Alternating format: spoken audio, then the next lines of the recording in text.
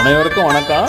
இன்னைக்கு வைகாசி யூஸ் ஆகும் இல்லையா, முருகனுக்கு உகந்த நாள் வைகாசி. இன்னைக்கு வந்து இந்த மயில் வந்து இன்னைக்கு எங்கள் வீட்டில் வந்து அப்படி உணவு இருந்ததுங்க, வந்து வீட்டுக்கு வந்துருக்கு. அது ஒரு மகிழ்ச்சி.